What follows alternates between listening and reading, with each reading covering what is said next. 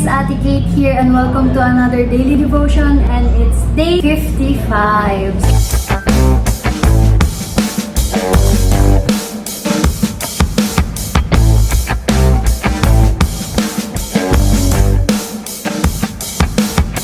I pray na sobrang blessed kayo ngayong araw na to. Actually, I am really blessed and I am really glad that you guys are still here. Let's pray first. Lord, salamat po sa message ninyo ngayong araw na. Tawarin niyo po kami sa aming mga kasalanan. Ang word na to, Panginoon, ikaw magsalita at marami kami matutunan, Panginoon. Ikaw lamang aming tinataas. Napulit sinasamba in Jesus' name we pray. Amen.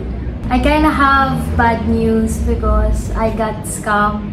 Sinabi ko sa inyo na nagpapagawa ko ng printer. Tapos, nagbayad na ako pero nabili yung part na kailangan ng printer ko. And ngayon, ewan ko kung nasa na napag-sendan ko ng pera. I wanna make a scene. I wanna report it sa police, sa barangay. God is also telling me to let go and let Him do His work. So, I don't know. I'll find out tomorrow. So, I'll update you guys. That's why our Bible verse for today is Ecclesiastes 3:11. He has made everything beautiful in its time.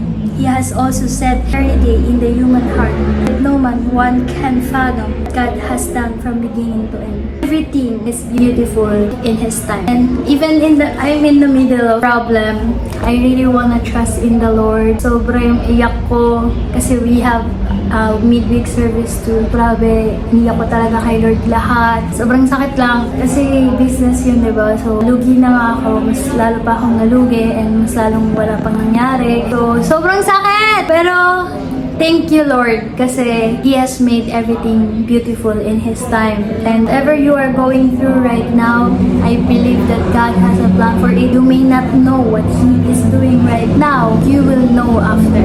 I declare in Jesus' name, today is September 24. Ibibigay ni Lord yung justice niya. Ibibigay ni Lord yung tumpay sa akin. Kahit na lokohin tayong mga Kristiyano at hindi tayo gumante, si Lord yung bahala talaga dun sa mga tao manloloko. Thank you, Lord, pa rin sobrang happy for today. This day is very special for me and yeah, I'm really happy today. There's mixed emotion, right? Pero saya magpuri sa Panginoon. Maraming beses ko na napatunayan yung timing ng Panginoon talaga sa buhay ko. Kung hindi nyo pa napapanood yung testimony ko about my stolen phone, you should really watch it because it already has 499k views on top. And I hope na maging 500k na siya. It's so amazing how God binalik ni Lord yung stolen phone ko after mga ilang days, mga 4 to 3 days. Sobrang the best talaga ang Panginoon. Ngayon, gusto kong patunayan ulit, merong testimony incoming. When there's a problem, there is a testimony coming. So, I know this is a great opportunity to know that God is really with me and God will protect me whatever happens. So, please pray for me dahil pupuntahan ko yung shop. Naway maging safe ako, guys, and naway God will protect me talaga. So sad lang kasi lumalaban tayo ng patas pero ang daming hindi patas sa mundo. Pero I am really trying to forgive that person and just maliit lang naman yung money. It's not worth it to risk your life or to risk your name. But yeah, maybe nangangailangan nga talaga siya. Pero, yun nga, I know God made everything in His time. And I know God has timing for everything. Mula, hindi ka pwedeng umani kapag kakatanim mo lang. Lahat may oras. Kahit sa pagluluto, kahit sa baking, kahit sa music. Just keep on trusting in the Lord. Just don't doubt God and let go. Let God. So, God bless po!